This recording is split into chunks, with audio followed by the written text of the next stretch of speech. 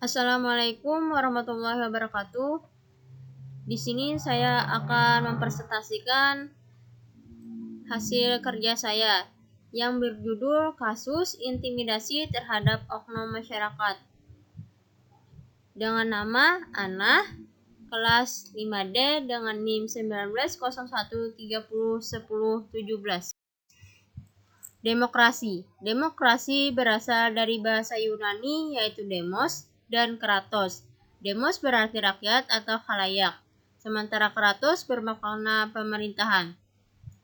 Demokrasi sebagai sistem pemerintahan yang mengizinkan dan memberikan hak kebebasan kepada warganya untuk berpendapat serta turut dalam pengambilan keputusan di pemerintah. Politik adalah kegiatan suatu negara yang bertujuan untuk membuat, mempertahankan, serta mengamandemen semua peraturan umum yang mengatur kehidupannya, yang artinya tidak dapat terlepas dari gejala konflik dan kerjasama. Intimidasi terhadap oknum masyarakat. Intimidasi ialah perilaku yang akan menyebabkan seseorang yang pada umumnya akan merasakan takut cendera atau berbahaya. Ini tidak diperlukan untuk membuktikan bahwa perilaku tersebut sehingga menimbulkan kekerasan sebagai teror atau korban yang sebenarnya takut. Bentuk intimidasi pada masyarakat berupa: yang pertama, intimidasi verbal. Bentuk intimidasi pertama yang dapat dilakukan oleh pelaku yaitu berupa verbal atau kata-kata, yang mana biasanya intimidasi yang satu ini merupakan tahap awal dari pelaku untuk meningkatkan rasa takut dan mencapai tujuannya. Intimidasi verbal tersebut bisa terjadi di lingkungan sekolah, kerja, hingga rumah tangga. Intimidasi fisik berbeda dengan jenis intimidasi yang sebelumnya, yaitu jenis intimidasi berikutnya ini memiliki dampak yang lebih besar.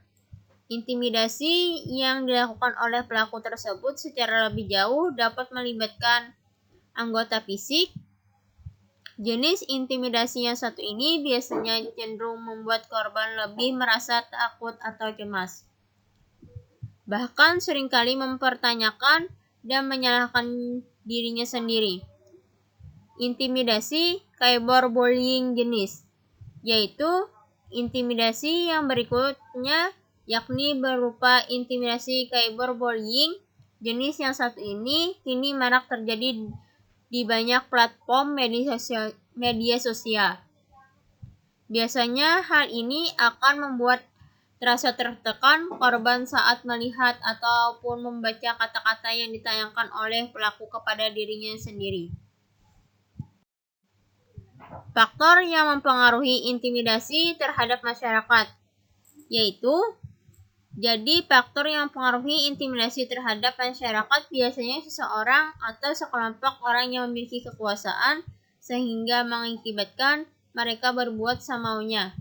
Apabila ada yang mereka perintahkan tidak dituruti keinginannya. 2. Yaitu memiliki banyak kekayaan mengakibatkan seseorang itu bisa mengintimidasi orang sekitarnya. 3. Adanya celah untuk mengintimidasi seseorang tersebut. Tanda-tanda seseorang yang terintimidasi. Yang pertama, seseorang kurangnya percaya diri. Yang kedua, tidak ada keberanian untuk pergi kemana-mana. Yang ketiga, merasa tidak nyaman di lingkungan sendiri. Yang keempat, timbul banyak pertanyaan untuk dirinya sendiri. Di sini dapat saya simpulkan bahwa seseorang tidak boleh melakukan hal-hal yang berhubungan dengan intimidasi, agar seseorang tersebut tidak kehilangan jati dirinya. Demikian presentasi dari saya. Apabila ada kata salah, mohon dimaafkan. Wassalamualaikum warahmatullahi wabarakatuh.